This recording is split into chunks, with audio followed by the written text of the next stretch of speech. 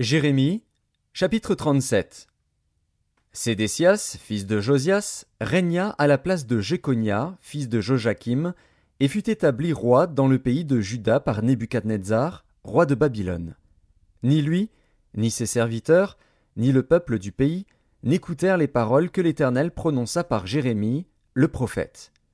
Le roi Sédécias envoya Jucal, fils de Shélémia, et Sophonie, fils de Maazéja, le sacrificateur, vers Jérémie, le prophète, pour lui dire « Intercède en notre faveur auprès de l'Éternel, notre Dieu. » Or Jérémie allait et venait parmi le peuple.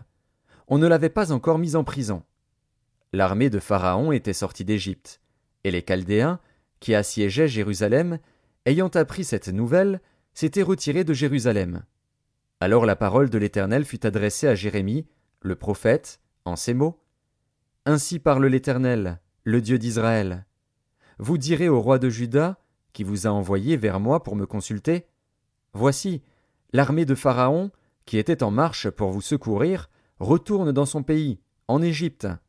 Et les Chaldéens reviendront, ils attaqueront cette ville, ils la prendront et la brûleront par le feu. Ainsi parle l'Éternel. Ne vous faites pas d'illusions en disant, les Chaldéens s'en iront loin de nous, car ils ne s'en iront pas. Et même quand vous battriez toute l'armée des Chaldéens qui vous font la guerre, quand il ne resterait d'eux que des hommes blessés, ils se relèveraient chacun dans sa tente et brûleraient cette ville par le feu.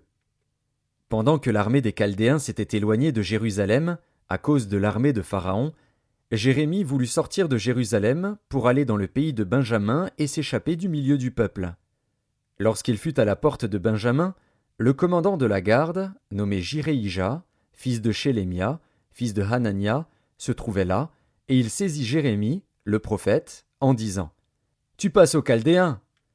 Jérémie répondit « C'est faux, je ne passe pas aux Chaldéens. » Mais Jireïja ne l'écouta point. Il arrêta Jérémie et le conduisit devant les chefs.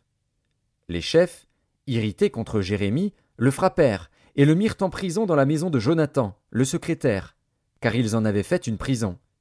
Ce fut ainsi que Jérémie entra dans la prison et dans les cachots, où il resta longtemps. Le roi Sédécias l'envoya chercher et l'interrogea secrètement dans sa maison.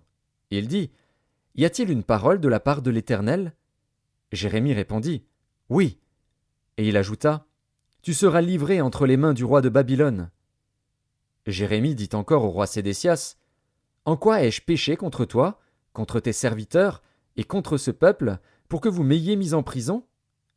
Et où sont vos prophètes qui vous prophétisaient en disant « Le roi de Babylone ne viendra pas contre vous, ni contre ce pays » Maintenant écoute, je te prie, ô roi, mon Seigneur, et que mes supplications soient favorablement reçues devant toi. Ne me renvoie pas dans la maison de Jonathan, le secrétaire, de peur que je n'y meure. Le roi Sédécias ordonna qu'on gardât Jérémie dans la cour de la prison et qu'on lui donnât chaque jour un pain de la rue des boulangers jusqu'à ce que tout le pain de la ville fût consommé. Ainsi Jérémie demeura dans la cour de la prison.